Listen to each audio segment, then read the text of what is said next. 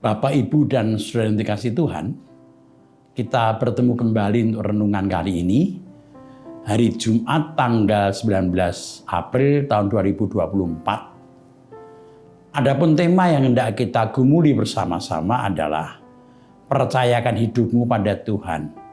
Percayakan hidupmu pada Tuhan. Adapun bacaan yang hendak kita baca, kita dengarkan, yaitu dari Mazmur 23. Mazmur 23. Mari kita bersama berdoa lebih dahulu sebelum kita bersama-sama nanti memasuki renungan pembacaan firman Tuhan. Mari kita berdoa. Bapa dalam sorga, terima kasih Engkau selalu memelihara kehidupan rohani kami. Dan saat ini kembali kami hendak mendengarkan firman-Mu dan merenungkan firman-Mu Tuhan. Berkatilah agar kami semua yang menyaksikan untuk renungan kali ini boleh dan mampu menerima, menangkap, dan melakukan dalam kehidupan kami setiap firman-Mu. Biarlah kami yang mendengarkan maupun yang berbicara, Tuhan berkati semuanya, sehingga semuanya menjadi sukacita bagi kami ketika kami mendapatkan pengajaran dari Engkau Tuhan. Ampuni dosa-dosa kami Tuhan. Kami berdoa dalam nama Tuhan Yesus. Amin. Mari kita buka Mazmur 23. Mazmur 23 ayat 1-6 yang isinya demikian. Tuhan gembalaku yang baik. Mazmur Daud. Tuhan adalah gembalaku, takkan kekurangan aku. Ia membaringkan aku di padang yang berumput hijau. Ia membimbing aku ke air yang tenang. Ia menyegarkan jiwaku. Ia menuntun aku di jalan yang benar oleh karena namanya. Sekalipun aku berjalan dalam lembah kekelaman, aku tidak takut bahaya sebab Engkau besertaku. Gadamu dan tongkatmu itulah yang menghibur aku. Engkau menyediakan hidangan bagiku di hadapan lawanku. Engkau mengurapi kepalaku dengan minyak. Pialaku penuh melimpah. Kebajikan dan kemurahan belaka akan mengikuti aku seumur hidupku. Dan aku akan diam dalam rumah Tuhan sepanjang masa. Bapak, Ibu, saudara yang dikasihi Tuhan, kita semua tentu sangat kenal dengan firman Tuhan yang barusan kita baca, kita dengarkan. Bahkan lagunya yang berjudul Tuhan adalah gembalaku sangat kita kenal. Kita mengenal lagu Tuhan adalah gembalaku. Ini yang kita tahu bahwa firman ini begitu akrab dengan kita. Meskipun sering kita dengar, firman ini akan tetap bisa menyegarkan hidup iman kita. Bukankah keadaan hidup kita selalu silih berganti keadaannya? Maka kita perlu memiliki keteguhan iman agar kita terus hidup dalam pengharapan apapun keadaan kita. Bapak, Ibu, dan saudara yang dikasihi Tuhan, firman Tuhan yang kita baca tadi itu merupakan hasil perenungan Daud tentang pemeliharaan Tuhan dan juga cinta kasih Tuhan kepadanya. Sebagai seorang yang pernah menjadi gembala, Daud benar-benar mengerti dan menghayati bagaimana hubungan dan peran gembala terhadap domba-dombanya. Dengan menggambarkan Tuhan sebagai gembala dan Daud dombanya, ia ingin mengakui bahwa siapapun dirinya hanyalah ciptaan yang lemah. Jadi Daud mengakui dirinya adalah ciptaan yang lemah hidupnya tergantung pada gembalanya, yaitu Tuhan Allah. Ini mengajar kita semua untuk selalu bersikap rendah hati di hadapan Allah. Karena kehidupan kita bergantung dari Allah sesungguhnya. Pada waktu itu, hidup domba itu benar-benar sangat tergantung pada gembalanya. Seperti yang digambarkan dalam bacaan kita Mazmur 23. Mari kita lihat yang pertama. Dikatakan Tuhanlah yang memelihara dombanya. Ayat 2. Dikatakan Tuhan membaringkan di padang rumput hijau. Artinya domba diberi makan. Domba juga dibimbing ke air yang tenang. Artinya diberi minum. Jadi yang pertama-tama Daud merasakan bahwa Allah itu memelihara hidupnya, memberikan makanan dan minuman. Sehingga Daud merasakan bahwa Tuhan luar biasa yang memelihara kehidupannya secara lengkap, memberi minum dan memakan juga. Bagi domba pada zaman dulu, mencari makan itu tidak mudah. Di tanah Palestina yang banyak padang gurun, cari makan tidak mudah. Maka domba-domba memerlukan seorang gembala yang bisa menuntun mereka ke tempat yang banyak rumput dan airnya. Artinya Tuhan memelihara dombanya. Gembala atau Tuhan tidak hanya mencukupi kebutuhan badannya, tubuh dombanya, tetapi juga menyegarkan jiwanya, ayat yang ketiga. Artinya Tuhan tidak hanya memelihara tubuh dombanya, tetapi juga jiwanya. Ini menggambarkan Tuhan memelihara dombanya dengan utuh, dengan memberikan apa yang dibutuhkan sesungguhnya, yaitu jasmani dan rohani. Ini yang pertama. Yang kedua, sebagai binatang ternak, domba tidak mempunyai kekuatan yang cukup untuk mempertahankan diri dari ancaman binatang buas. Jadi ini menunjukkan kelemahan, karena domba itu binatang ternak. Maka domba itu membutuhkan pelindung, yaitu gembalanya, yaitu Tuhan sendiri. Tuhan sang gembala terus melindungi domba-dombanya. Meskipun harus melewati lembah kekelaman yang menakutkan, Tuhan tetap akan melindunginya. Ini yang kedua. Gembala itu melindungi dombanya. Yang ketiga, di padang gurun, domba-domba bisa tersesat.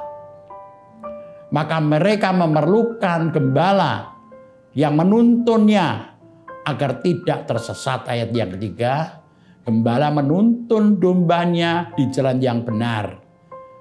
Jadi gembala itu menuntun ke jalan yang benar, bukan jalan yang enak. Jadi Tuhan sang gembala itu menuntun domba-dombanya ke jalan yang benar, bukan yang enak. Jadi ketika menggambarkan hubungan manusia dengan Tuhan seperti domba dan gembala, ini mengingatkan bahwa hidup manusia, hidup kita sangat tergantung Tuhan. Tuhanlah yang selalu memelihara manusia ciptaannya. Tuhanlah yang melindungi hidup domba-dombanya, hidup kita dari berbagai ancaman.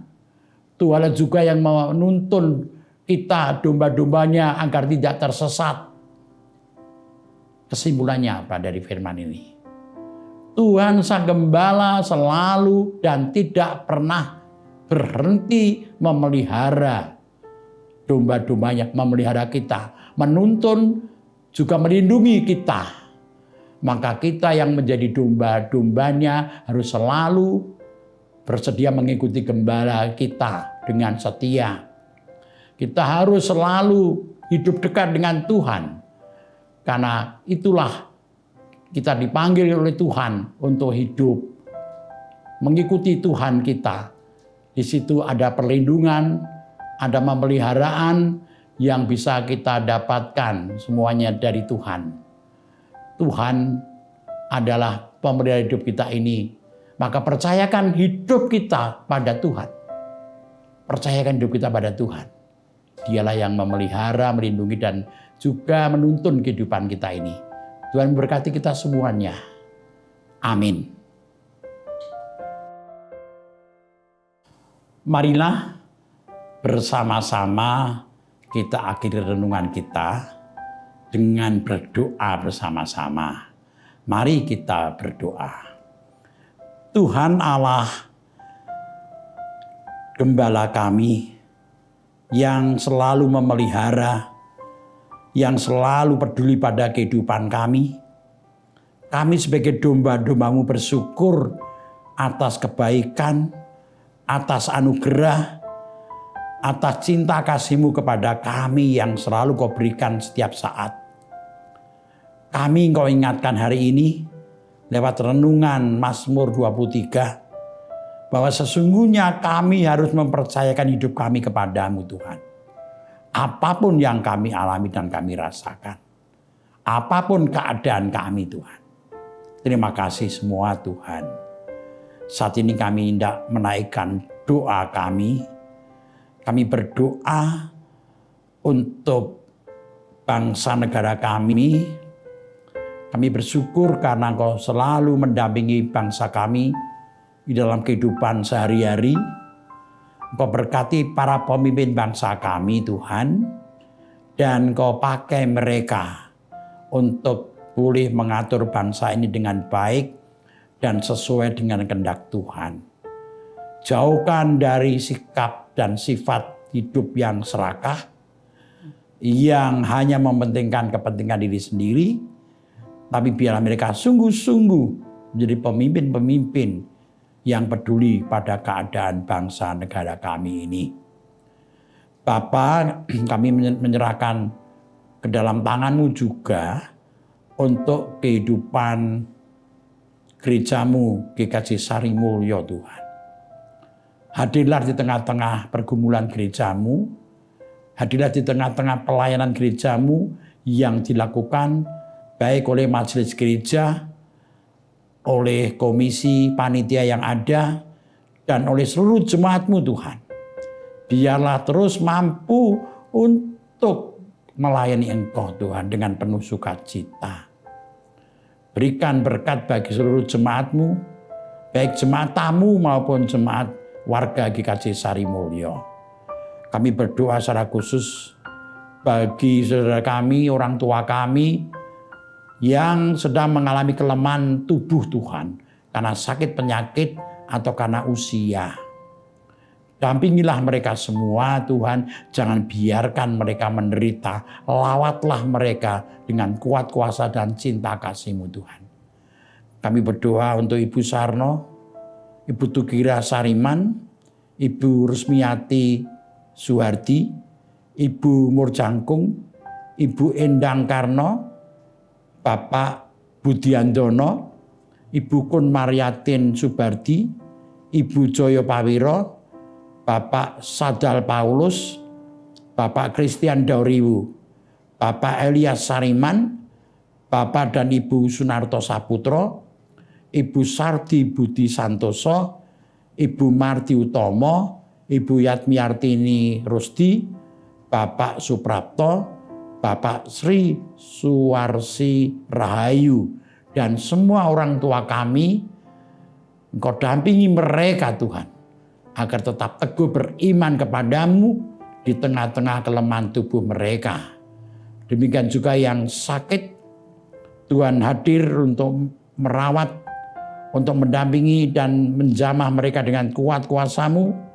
Bapak Ibu Priyono, Ibu Ami Birowo, Anak Amoresa, Ibu Sri Utami Suprapto, Ibu Margono, Ibu Yos Joni Suminaryo, Ibu Sri Kusrini Ismanto, Bapak Ngatimin, Bapak Cahyo Mutadi, anak kami Glorius Tuhan, Bapak Saharun, Bapak Warsito Utomo, Ibu Endang Joko Triyono, Ibu Maria Kasman Simanjuntak, Pak Edwin Krusma Yulianto, dan anak Naya alalnya Tuhan.